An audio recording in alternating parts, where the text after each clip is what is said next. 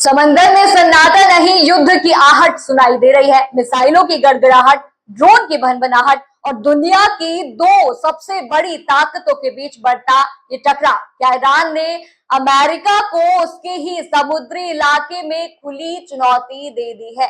क्या अमेरिका नौसेना के जहाजों पर हुआ अब तक का सबसे बड़ा जवाबी हमला? और क्या इस हमले के बाद अमेरिका को पीछे हटने पर मजबूर यहाँ पर होना पड़ा?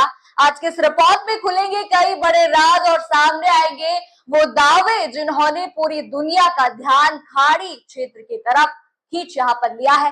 नमस्कार, मैं हूँ राधा राणा और आप देख रहे हैं टाइम्स एक्सप्रेस। सबसे पहले आज की टॉप हेडलाइंस की ओर बढ़ते हैं। क्या इस मुद्दे पर जो है चल रही है, क्योंकि ये मुद्दा काफी तूल पकड़ता यहाँ पर जा रहा है। पहली आप हेडलाइन देख लीजिए। ईरान से जंग पड़ी भारी, ऑपरेशन एपिक फ्यूरी में अमेरिका को लगा तगड़ा झटका, 42 फाइटर जेट गंवाए। अगली आप हेडलाइन यहाँ पर देख लीजिए। अमेरिका ने ईरान पर फिर से किया हमला, ट्रंप बोले हॉर्मुज स्ट्रेट पर किसी का कंट्रोल नहीं हो सकता। अगली आप हेडलाइन यहाँ पर देख लीजिए। अमेरिका ने ईरान पर फिर से किया हमला, ट्रंप बोले हॉर्मुज स्ट्रेट पर किसी का कंट्रोल नहीं हो सकता। अगली आप हेडलाइन यहाँ पर देख लीजिए। झूठी जीत की कोशिश, ईरान ने हॉर्मुज स्ट्रेट और न्यूक्लियर पर ट्रंप के दावों को किया खारिज। तो ये थी बड़ी हेडलाइन, आपने देखी।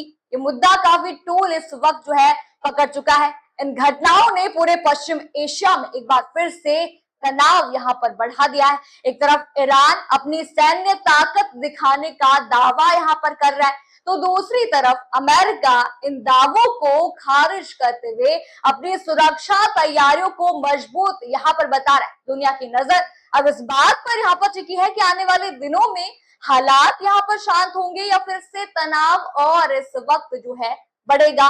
लेकिन इस पूरे घटनाक्रम को लेकर सोशल मीडिया पर भी जबरदस्त बहस इस वक्त की छिड़ी हुई है। मैं आपको ट्वीट भी यहाँ पर दिखा देती हूँ क्या वायरल इस वक्त चल रहे हैं, क्योंकि मुद्दा ट्वीट में भी अब वायरल हो चुका है। वायरल ट्वीट्स आप देख लीजिए।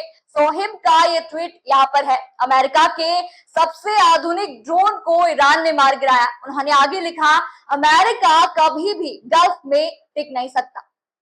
इस ट्वीट में दावा यहाँ पर किया जा रहा है कि ईरान ने अमेरिका के अत्याधुनिक ड्रोन को मार यहाँ पर गिराया है और खाड़ी क्षेत्र में अमेरिका की स्थिति कमजोर पड़ रही है। दूसरा ट्वीट भी आप देख लीजिए। आरटी का ये ट्वीट है। उन्होंने यहाँ पर लिखा है कि ईरान ने दिखाया केश्म द्वीप पर मार गिराए गए दुश्मन ड्रोन का मलबा। रात के फुटेज में द्वीप के तट पर मेटल के टुकड़े बिखरे दिखाई दिए। आप वीडियो भी इस वक्त देख सकते हैं। ईरानी एयर डिफेंस सिस्टम ने कहा कि दुश्मन ड्रोन, ये ट्वीट में यहाँ पर लिखा गया। इस ट्वीट में कथित तौर पर गिराए गए ड्रोन के मलबे को दिखाने का दावा भी यहाँ पर किया गया है। आगे मैं आपको एक आर्टिकल भी यहाँ पर दिखा देती हूँ। अल जजीरा का ये आर्टिकल है।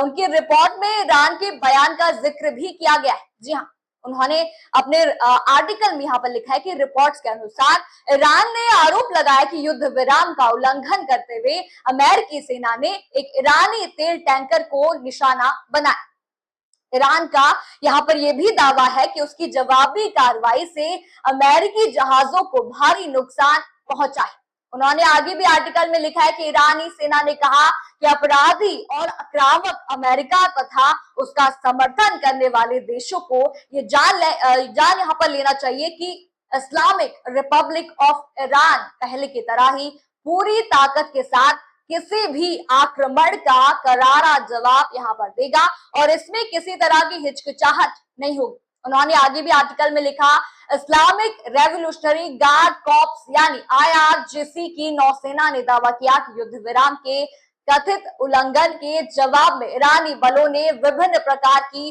बैलिस्टिक मिसाइलों, एंटीशिप क्रूज मिसाइलों और उच्च विस्फोटक वारहेड वाले विनाशकारी ड्रोन का इस्तेमाल यहाँ पर किया।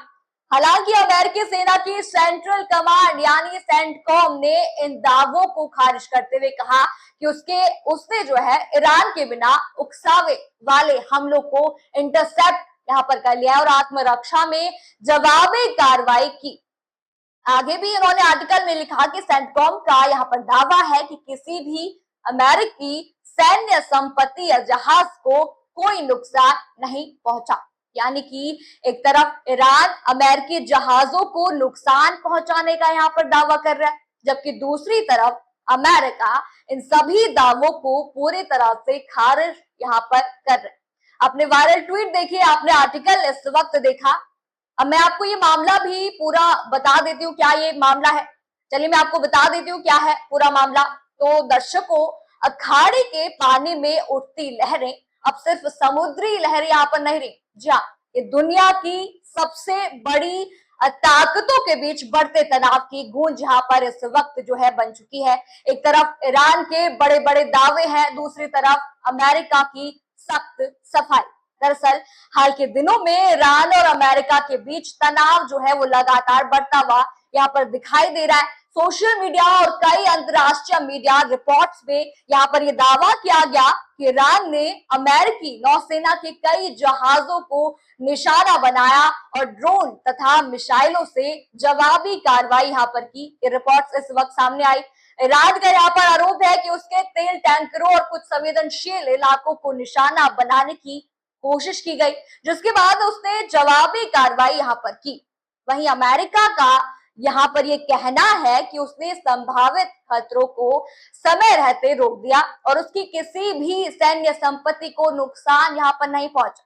दोनों अलग अलग चीजें यहाँ पर कह रहे हैं। इस पूरे घटनाक्रम के बीच सबसे ज्यादा चर्चा स्ट्रेट ऑफ हॉर्मुज की हो रही है। दुनिया के सबसे महत्वपूर्ण तेल मार्गों में शामिल इस समुद्री रास्ते से वैश्विक तेल आपूर्ति का बड़ा हिस्सा यहाँ पर से गुजरता है। इसलिए यहाँ होने वाली किसी भी सैन्य गतिविधि का असर जो है पूरी दुनिया की अर्थव्यवस्था पर पड़ सकता है, जो कि पड़ भी रहा है, भारत में भी पड़ रहा है। इसी वजह से हर नया दावा, हर नया बयान और हर सैन्य गतिविधि अंतर्राष्ट्रीय स्तर पर सुर्खियां बन रही।